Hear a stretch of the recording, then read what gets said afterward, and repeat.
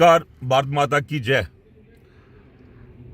तमाम अर्जोरी वासियों को मेरी तरफ से नमस्कार। मैं आज अर्जोरी के हमारे ऑनरेबल एमएलए साहब इफ्तिकार अहमद साहब से मैं कहना चाहूँगा कि एमएलए साहब, आप बड़े दिनों से कह रहे हो कि बीजेपी ने क्या किया अर्जोरी में 10 साल में 11 साल में। किसी ने कुछ नहीं किया। जो कर रहा हूँ मैं ही एमएलए बनने के बाद कर रहा हूँ। मैं बताना चाहूँगा एमएलए साहब, आज आप जो एमएलए बनकर जिस गाड़ी में घूम रहे हो ना, चक्कर लगा रहे हो सारन बजा बजा कर, वो बीजेपी की देन। पहली बात, बीजेपी ने एसटी दी तो आप ही इलेक्शन लड़े और जीते और आज सारन बजाकर गांव गांव घूम रहे हो। नहीं तो आप आज भी जिस तरह 10 साल 15 साल पहले आप दिल्ली में जाकर कांग्रेस के नेताओं की चिमचागिरी करते रहे हो ना, आज भी आप उन्हीं के पीछे घूम रहे होते। आज बातें करते हो आप कि बीजेपी ने क्या किया। बीजेपी ने किया, जब विबोध गुप्ता जी एमएलसी थे, उनसे पहले भी एमएलसी रहे, किसी को नहीं पता था कि एमएलसी होता क्या है। लेकिन विबोध जी ने एमएलसी बनने के बाद बताया कि एमएलसी के पास पावर क्या होती है और एमएलसी भी डेवलपमेंट करवा सकता है। और विबोध जी के अंदर एक दर्द था अर्जोरी के लिए। उन्होंने एमएलसी बनने के बाद अर्जोरी शहर और तमाम गांव के अंदर अपनी डेवलपमेंट करवाई। मैं बात करना चाहूंगा मुरादपुर की। मुरादपुर में जहां जहां आप जा रहे हो ना, जिन सड़कों पे जिन घरों में आप गाड़ी लगाकर बाहर बैठ रहे हो, उनके घर के बाहर गाड़ी लगा के बैठ रहे हो, वो सड़कें भी विबोध गुप्ते की देन है। क्राइस्ट स्कूल से girl school circle road Muradpur की, कभी किसी ने सोचा नहीं था ख्वाब में कि यहां से रोड बन सकती है। विबोध गुप्ता जी ने रोड वो बनवाई। लिंक रोड टू मल्ला मोहन सिंह बया राधा कृष्ण मंदिर, विबोध गुप्ता जी की देन।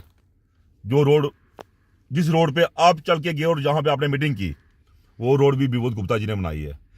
40-40 घरों पे ट्रांसफार्मर, जबकि मुरादपुर में एक ही ट्रांसफार्मर हुआ करता था। और विबोध गुप्ता जी एमएलसी बनने के बाद हर 50 घर पे एक ट्रांसफार्मर दिया गया। मुरादपुर में डेवलपमेंट हुई। मुरादपुर जट मल्ला है हमारा एक, यहां पे कभी साइकिल नहीं जाती थी, माल मवेशियों को चलना मुश्किल था। उस जट मल्ले में भी हमने रोड पहुंचवाई। आज वहां पे गाड़ी जाती है, ट्रैक्टर जाते हैं, टिप्पर जाते हैं, लोगों की बजरी रहता घर पे जाती है।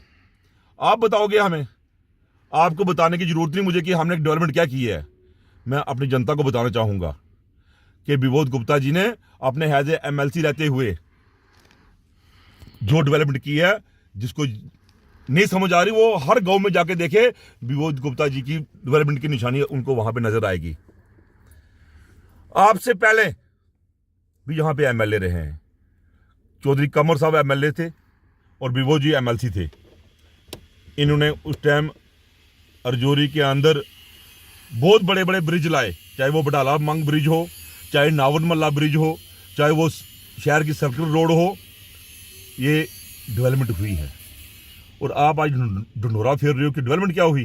डेवलपमेंट, सबसे बड़ी डेवलपमेंट वो है जिस डेवलपमेंट की वजह से आप एमएलए बने। और आप कहते हो कि मंदिरों के पैसे खा गए। इफ्तिकार साहब, मैं आपको बड़े साफ लफ्जों में कहना चाहूंगा, अपनी एमएलए आप हो, हद में रह के बात करो। आप भी,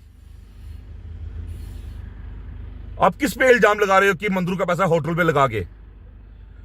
कौन मंदिर का पैसा होटल पे लगा गया और किसने होटल बनाया और मंदिर का पैसा लगाया वहां पे? आप एमएलए हो, इसका यह मतलब नहीं है आपका जिस पे दिल करेगा आप उस पे चिकड़ उछाड़ोगे। ये हम हरगिज बर्दाश्त नहीं करेंगे। आज जो कांग्रेस का जिला प्रधान बना है, मैं बताना चाहूंगा यह भी बीजेपी की देन है। आपको मजबूरी बन गई कि कांग्रेस का प्रेसिडेंट हिंदू बनाना है। शोक शर्मा मेरा भाई है बड़ा, वो अगर आज कांग्रेस का जिला अध्यक्ष बना है तो वो बीजेपी के कारण बना है। बीजेपी ने दिखाया है आपको और आपको समझ आई कि हम हिंदुओं के बिना नहीं चल सकते। कांग्रेस ने हमेशा हिंदुओं को एक साइड रखा है। और अशोक शर्मा जी जो आज अध्यक्ष बने, और मैं देख रहा था आज सुबह वो प्रेस कॉन्फ्रेंस कर रहे थे और बड़ी बड़ी बातें कर रहे थे। अशोक शर्मा मेरे बड़े भाई, आप तिलक लगा के वहां बैठे थे ना, ये भी बीजेपी की देन है। आपको सिखाया है, कांग्रेस को बताया है कि आप हिंदुओं को नजरअंदाज नहीं कर सकते। एमएलए साहब, आप राजौरी के एमएलए बने हो, एसटी थी तो एमएलए बने, कांग्रेस और एनसी की कोलिशन थी, आप एमएलए बने, नहीं तो आपको किसी ने एमएलए नहीं बनाना था। जिन लोगों ने आपको वोट दिए और आप एमएलए बने, आज उन लोगों से पूछो, आज उन लोगों के मन में क्या है, आप क्या बंदर नाच कर रहे हो, वो सब देख रहे हैं। आपके वोटर भी देख रहे हैं आपको, आपके वोटर भी आपको देख रहे हैं। तमाम एमएलए, तमाम हमारे होनेबल एमएलए अपना सीडी फंड बांट चुके हैं। आपका सीडी फंड कहां है? आपका वो पर्सनल पैसा नहीं है, सरकार का पैसा है और पब्लिक का पैसा है और राजौरी कॉन्स्टिट्यूंसी का पैसा है। वो क्यों नहीं आप डेवलपमेंट के लिए इशू कर रहे? कमीशन का वेट कर रहे हो आप? कौन कौन ठेकेदार हैं, किस किस से रेड करूं मैं और वो अपना सीडी फंड जो मैं रिलीज करूं? जल्द से जल्द वो सीडी फंड भी आप ग्राउंड पे आपका दिखना चाहिए हमें। आप एमएलए हो, काम करो, राजौरी शहर को खूबसूरत बनाओ, राजौरी शहर की डेवलपमेंट करवाओ, गरीब लोगों के काम करो,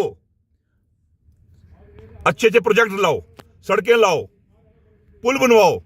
जो चौधरी कमर साहब ने और विनोद गुप्ता जी ने काम करवाए हुए हैं वो गिना रहे हो आप, उस पर ढोल बजवा रहे हो आप। हद है आपकी एमएलए साहब, आपने ढोल लेके गाड़ी में रख लिया, जहां दिल करता है ढोल निकाला गाड़ी से तो और बजाना शुरू कर दिया आपने। ढोल बजाने से कुछ नहीं होता, काम करो। चौधरी कमर साहब के काम और विनोद गुप्ता जी के काम मत गिनाओ, उनके काम गिनाने से आपको कुछ हासिल होने वाला नहीं है। पब्लिक सब जानती है, ये राजौरी की पब्लिक है, ये सब जानती है और समझदार है। एक ही बार एमएलए बनाती है, ढंग से रहो। भगवान ने आपको मौका दिया है अगर, तो ईमानदारी से लोगों के काम करो। फालतू के लोगों पे चिकन उछालना बंद करो और अपने काम करो, अपने काम लाओ। चौधरी कमर साहब की और विनोद गुप्ता जी के काम मत गिनाओ आप। मैं आपको बड़े साफ लफ्जों में कहना चाहूंगा कि किसका होटल बना, किसका क्या बना, और कौन बंदा सरकारी जमीन पर बैठा हुआ है, कौन बंदे का मकान सरकारी जमीन पर है, वो हमें भी पता है। इसलिए आप एमएलए हो, एज ए एमएलए काम करो, डेवलपमेंट का काम करो। जय हिंद, जय भारत।